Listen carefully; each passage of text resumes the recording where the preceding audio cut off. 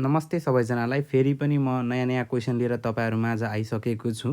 So हामी first क्वेसनबाट start गरौँ। यसमा छ a 30-year-old male brought to the ER after a high speed motor vehicle accident. त्यसमा के छ, brief loss of consciousness followed by lucid interval where he felt fine but now has rapidly deteriorating into coma. Non contrast सिटीमा biconvex lenticular hyperdense collection देखियो that does not cross the suture है त। अब तपाईँलाई यो यसबाट कुन vessel ensure भएको होला यो क्वेसनमा है त। यो क्वेसनको टिपिकल सिटी भनेको मैले यहीँबाट देखाइदिएको।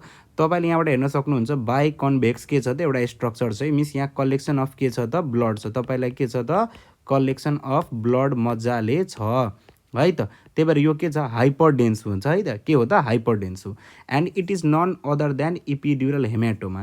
र इपिड्युरल हेमाटोमाको यहाँ सबैभन्दा ठुलो तपाईँले हेर्नुभएको क्लु भनेको लुसिड इन्टरभल है त। लुसिड इन्टरभल भनेको के हो त, लस अफ कन्सियसनेस बिचमा लाग्छ, नर्मल भएको छ, अनि त्यसपछि फेरि डिटोरिएसन स्टेटमा जाने गर्दछ। यो तपाईँलाई हुने भनेको केबाट हो त, तपाईँलाई यो मिडिल मेनिन्जियल आर्ट्रीबाट हुन्छ।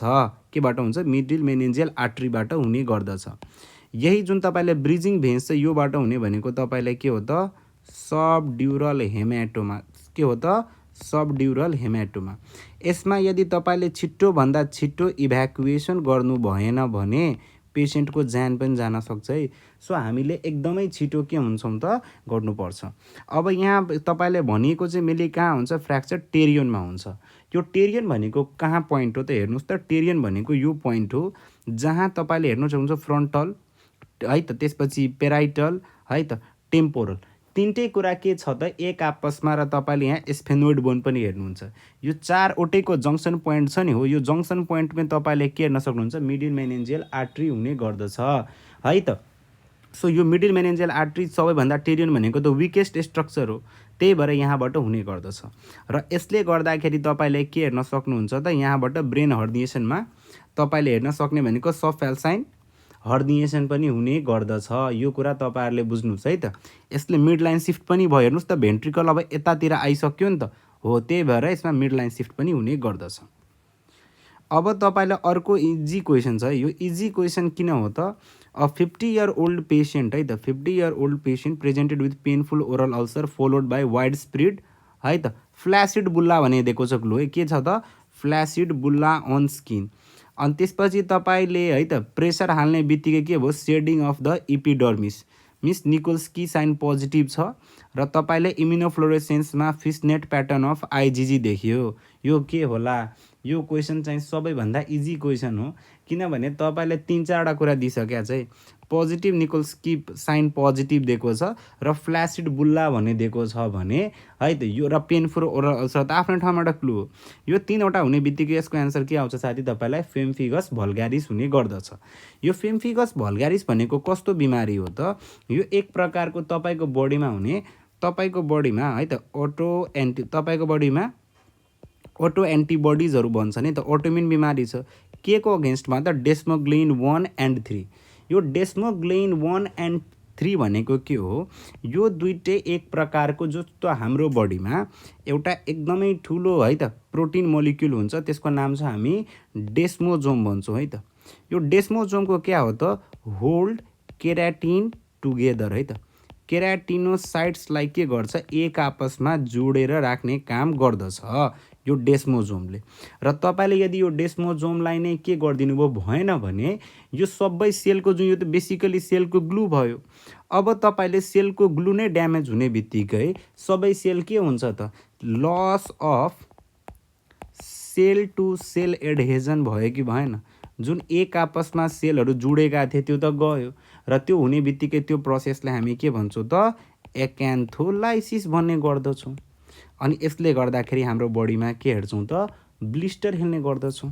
क्लियर। यो हेर्नुहोस् त के हो त तपाईँहरूलाई है त, के हो त, यो फेम्फिगस भल्गारिस हो। र अर्को जुन तपाईँलाई आइरहेको छ यो बुल्लस फेम्फिगोइड, यो अलिकति भित्रतिर हुन्छ। यसले के गर्छ, हेमिडेस्मोजोम र निकोल्स्की साइन नेगेटिभ हुने गर्दछ।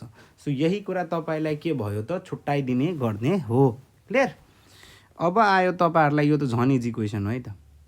7-year-old child presented with history of mouth breathing, मुखबाट लिइरहेछ सास, खराटे दिइरहेको छ, घोडिरहेको छ, स्नोरिङ पनि छ। अर्को कुरा के छ, हाइपोनेजल स्पिच पनि छ है त। अब एक्जामिनेसनमा dull retracted tympanic membrane with a fluid level, what is the most likely पेथोलोजी।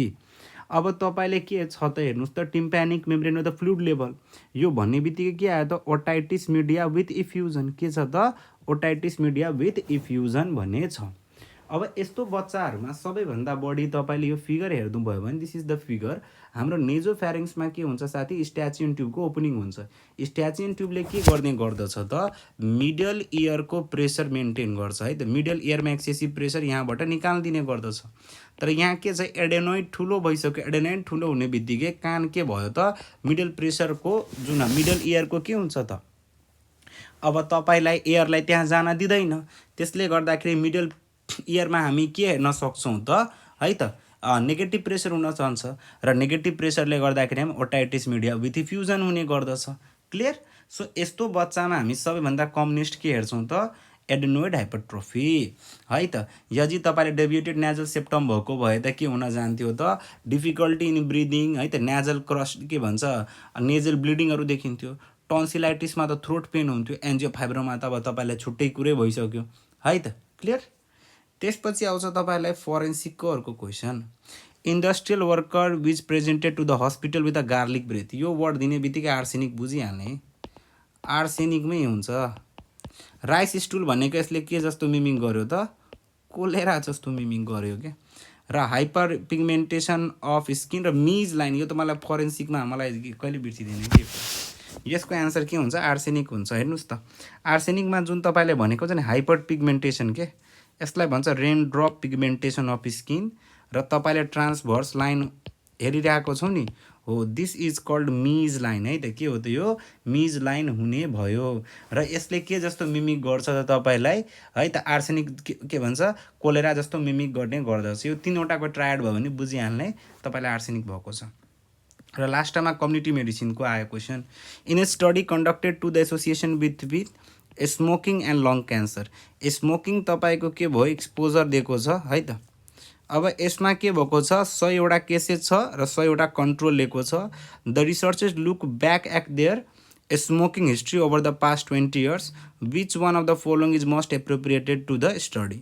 यो भन्ने बित्तिकै तपाईँलाई के भएको छ त हेर्नुहोस् त, तपाईँलाई पेसेन्ट आइसकेको छ, केसेस पनि छ, कन्ट्रोल पनि छ, र यसको पछाडि हामी हेरिरहेछौँ कसलाई बिमारी लागेको छ छैन।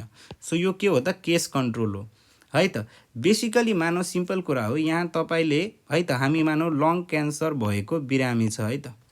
अब लङ क्यान्सर भएको मानौ 100वटा छ नि त, हामी पछाडि गएर हेर्छौँ यी मध्ये कतिले स्मोक गर्यो है त, कति नन स्मोकर छ। क्लियर। अब हामीले नर्मल मान्छे हेर्छौँ, यी मध्ये कतिजना स्मोकर छ, कतिजना के छ त, नन स्मोकर छ। तपाईँले के जुनाउनु भइरहेको छ, यो स्मोक एउटा रिस्क फ्याक्टर, यसको कति % लङ क्यान्सर बढाइदिन्छ। किन सबै चुरोट खाने मान्छेलाई लङ क्यान्सर भन्ने हुँदैन, कति नर्मल मान्छे पनि खाइरहेका हुन्छन्। यस्तो पछाडिको जाने स्टडीलाई हामी के भन्न जान्छौँ त, केस कन्ट्रोल स्टडी भन्छौँ। र यसलाई छुट्याउनको लागि हामीसँग के छ त, ओड्स रेसियो छ। के छ त, ओड्स रेसियो भन्ने पनि छ। इक्जाममा यदि तपाईँलाई निकाल्नु पर्यो भने सिम्पल यसको टेबलै छ है त। मानौ तपाईँले यहाँबाट है त लङ क्यान्सर भएको र नर्मल मान्छे है त, हेल्दी मान्छे, नर्मल त के भन्नु, हेल्दी छ हैन त।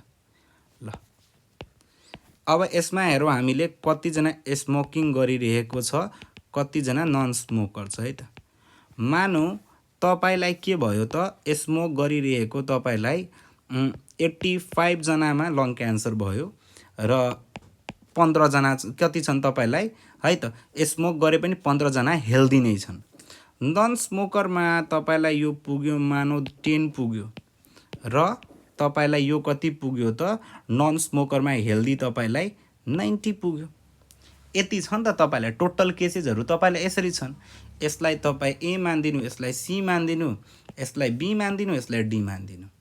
त हेर्नुहोस् त, ओड्स अफ है त एक्सपोजर इन केसेस मिन्स चुरोट खाएर कतिजनामा लङ क्यान्सर भइरहेको छ। मिन्स हेर्नुहोस् त, A/C अर्थात् 85/10 भयो कि भएन, भयो। अर्को तपाईँलाई के आयो त odds of exposure in control आयो साथी। सो कन्ट्रोलमा हामीले कति हेर्छौँ त 15 जना मात्रै त्यसमा भइरहेको छ भाइ 90। सिम्पल भयो कि भएन b/d गरेर। यसलाई हामी के भन्न जान्छौँ त यो तपाईँलाई के भयो त ओड्स रेसियो के भन्छ ओड्स रेसियो मिन्स b/d र यो दुईटैको रेसियोलाई हामी के भन्छौँ त ओड्स रेसियो भन्न जान्छौँ। एकदमै सिम्पल हो कि होइन। यदि यसको ओड्स रेसियो 1 आयो मतलब केही पनि रिलेसन छैन, त्यस्तो पनि बुझ्नुपर्छ। क्लियर? यो तपाईँको सिम्पल निकालिदिएँ मैले। अब तपाईँहरू अरू पनि छ भने भन्नु होला।